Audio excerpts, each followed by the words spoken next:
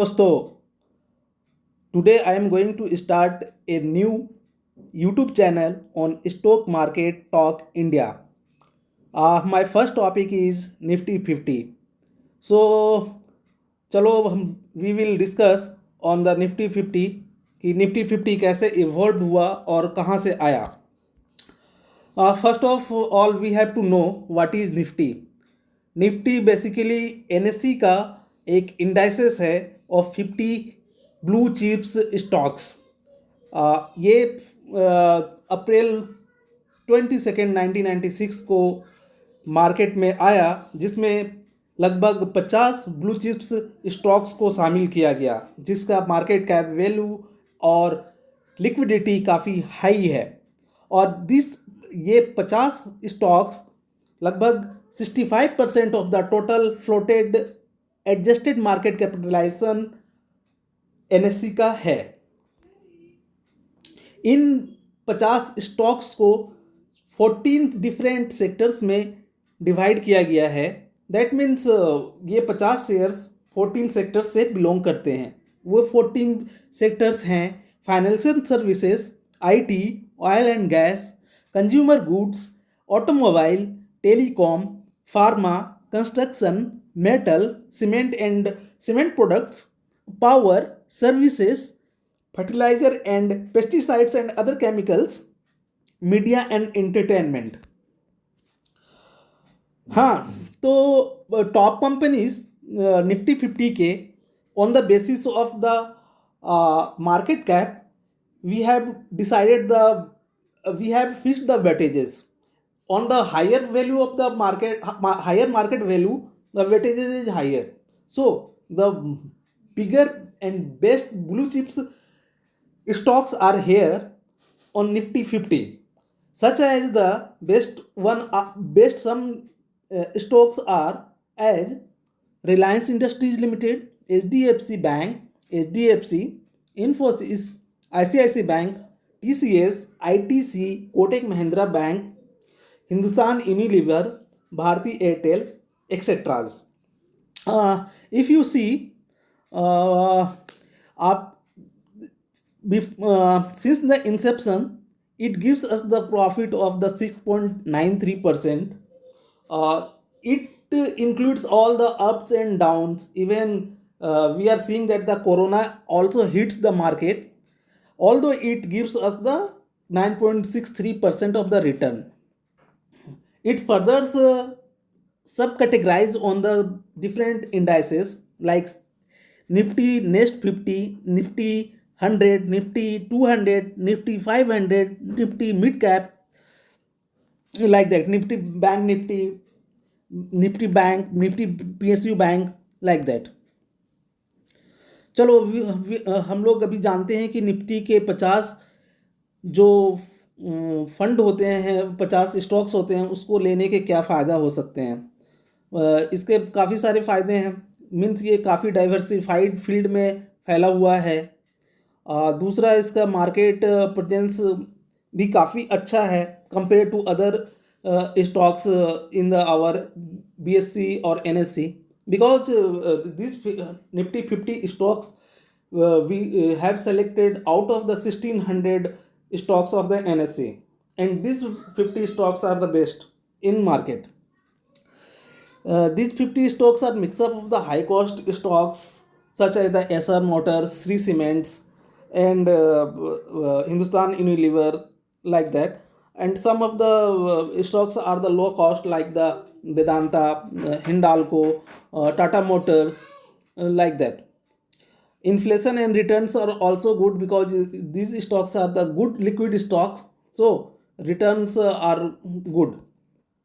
Chalo, we have to know how this 50 stocks selected in this indices of Nifty 50. इसके select करने के कुछ rules हैं, जिसमें से 2 मेजर रूल्स हैं. 5-6 रूल्स हैं as per the NSC India के गाइडलाइन के हिसाब से. बट मेजर 2 रूल्स हैं जिसके बेस पे निफ्टी को फिक्स किया जाता है. Means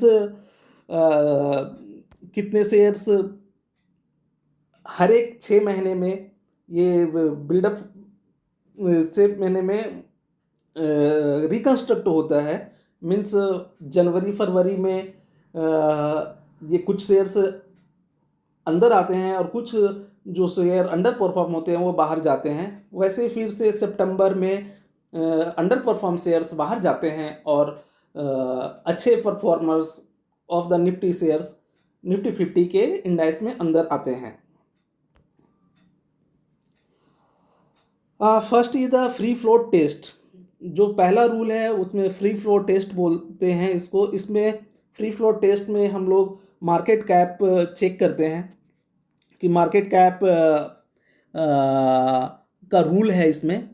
means market cap value of the lower stock must be 1.5 time of that lower stock plus free float.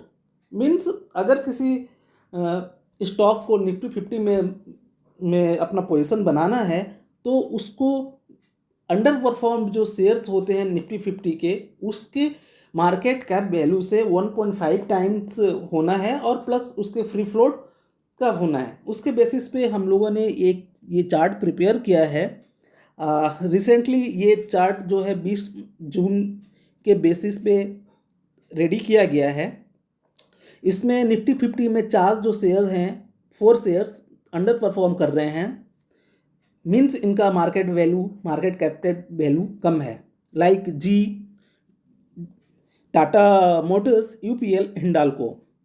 Ji limited का market cap value 16,756 crore, Tata Motors का 29,778 crore, UPL का 32,688 करोड़, हिंडाल्को का 33,874 करोड़ है।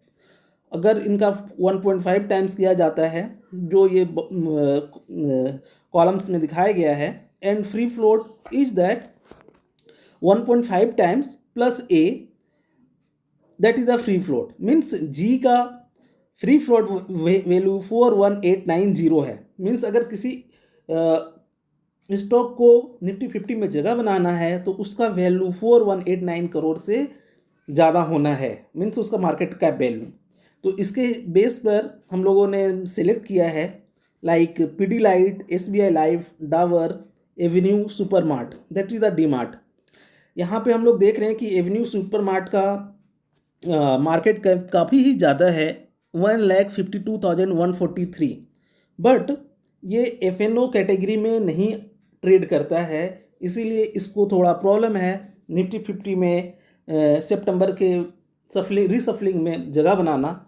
फिर भी अभी 2 मंथ का टाइम है। 2 मंथ में अगर ये एफएनओ में ट्रेड करने लगा तो ये ईजिली निफ्टी 50 में अपनी जगह बना लेगा और ये हम लोग सितंबर अक्टूबर से निफ्टी 50 में डीमार्ट को देखेंगे। दूसरा बड़ा कंटेंडर है डाबर। इसका मार्केट वैल्यू 77,757 है, जो कि जी इंटरटेनमेंट, टाटा मोटर्स और यूपीएल ये तीनों में से किसी को भी रिप्लेस करके अपना जगह ईजिली बना सकता है। उसके बाद पीडीलाइट इंडस्ट्री है जो भी अच्छा कंटेंडर है, वो भी अंदर आ सकता है।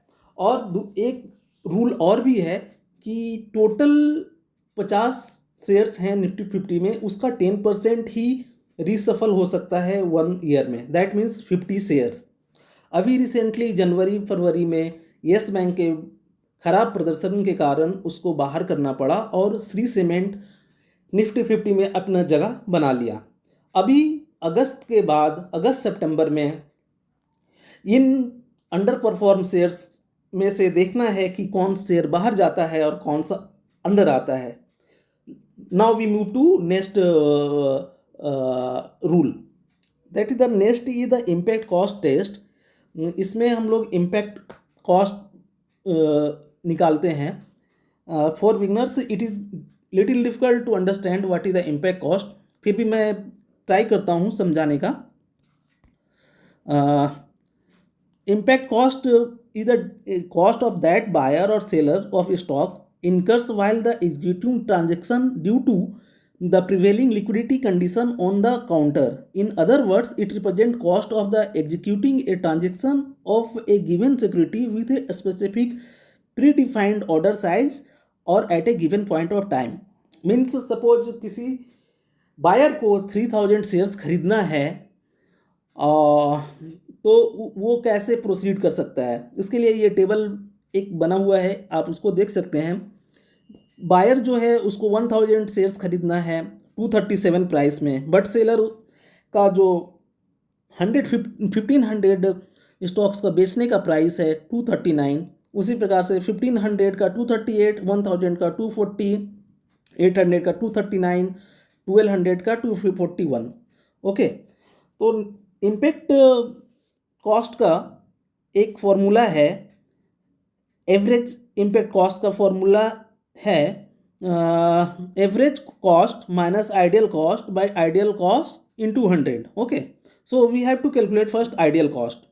सो 3000 शेयर्स अगर XYZ कंपनी के लेने हैं तो आइडियल कॉस्ट इसके हो जाएंगे 239 plus 237 divide by 2, that is 238। Means इसका आइडियल कॉस्ट 3000 शेयर खरीदने के लिए 238 है। अब इसका एवरेज वेटेड कॉस्ट ऐसे निकालते हैं। सपोज हेयर है 1500 शेयर्स 239 में 1240, that is the sell quantity.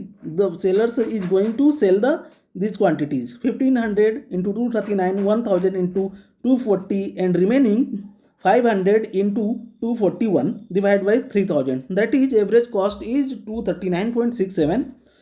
okay, as per our formula, impact cost now calculated as 239.67 minus 238 by 238 into 100, that is 0.70, that is the impact cost.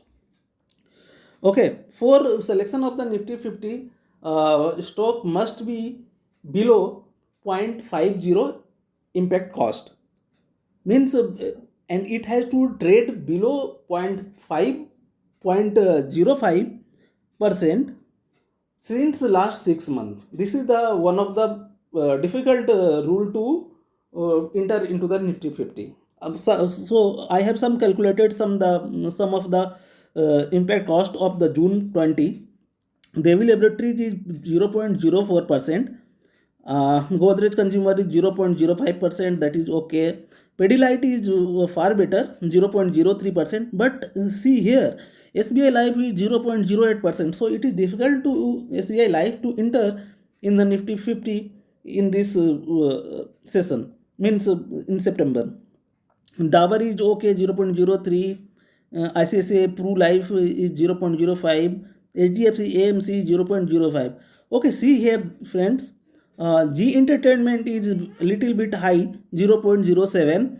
और so मैं जैसा कि बता रहा था कि जी इंटरटेनमेंट में be go out in this session, coming session from September onward, and Dabur और Pidilite will take place of Zee entertainment. Let's we hope some good be happen in future, coming future. And other some criteria of selection is, you know, that the stock must be traded in future and option segment, and the company at least 10%, the promoter should float in the market to 10% for trading purpose, and maximum he kept 90%. ये भी okay है, इसमें भी कोई problem नहीं है. Maximum कंपनियों का शेयर प्रमोटर 50 to 60%, 60%, 70% रखते हैं, उससे ज़्यादा तो ट्रेड के लिए रखते ही है. और अलग दूसरा एक है कि ये कंपनी डोमिसाइल ऑफ इंडिया होना चाहिए, मीन्स इंडियन कंपनी होनी चाहिए निफ्टी 50 में जगह बनाने के लिए. My recommendation is for the beginners that उनको हमेशा निफ्टी 50 में ही अपना पोर्टफोलियो बनाना चाहिए, ताकि उनको लॉस ना हो. क्योंकि बिगनर्स जब होते हैं तो वो कुछ भी शेयर्स खरीदने के चक्कर में कुछ ना कुछ खरीद लेते हैं और आगे चलकर लॉस कर जाते हैं, क्योंकि उनको उतना समझ होता नहीं है initially. So they have not researched much more. So मेरा ऐसा मानना है कि वो निफ्टी 50 के शेयर्स को ही अपने पोर्टफोलियो में रखे, 2-4 शेयर ही रखे, बट निफ्टी 50 के पोर्टफोलियो को रखे. और हमेशा वो 6-6 महीने पर ये देखते रहे अपने पोर्टफोलियो में कि उन्होंने कोई वैसा शेयर तो नहीं खरीद लिया जिनका मार्केट कैप वैल्यू कम है और वो बाहर निकलने वाला है. अगर वैसा है तो उसमें प्रॉफिट बुक करके उससे बाहर निकल के दूसरा अच्छे शेयर्स में वो खरीद सकते हैं, तो इससे वो बचा जा सकता है। मेरा व्यू तो ये है कि जो बिगनर्स होते हैं उनको टाइम नहीं मिलता है, तो वो एटलीस्ट 6 मंथ 3 मंथ में अपने पोर्टफोलियो को इस बेसिस पे रीएवल्यूएट कर सकते हैं। दोस्तों यहीं तक ये निफ्टी 50 का सारा सिलेक्शन क्राइटेरिया है। Now you know that how Nifty 50 works. So we have to take our eyes on the Nifty 50 for our portfolio purpose. Next topic मैं जल्दी ही 2-3 दिनों में डालूंगा अपने चैनल में, जिसमें है डावर के बारे में कि डावर कैसे निफ्टी 50 में अंदर आएगा, उसका फंडामेंटल्स क्या है, उसका टेक्निकल एनालिसिस क्या है, उसका डिटेल एनालिसिस करेंगे। ये जल्दी ही मैं वीडियो डालूंगा। सो फ्रेंड्स, आप इसको ज़रूर से ज़रूर सब्सक्राइब कर लें और एक लाइक बटन ज़रूर डालें, ताकि इससे हौसला बढ़ता है और मुझे आप लोगों को सिखाने में मज़ा आता है। Okay friends, thanks for your time and thanks for learning. Okay, bye bye.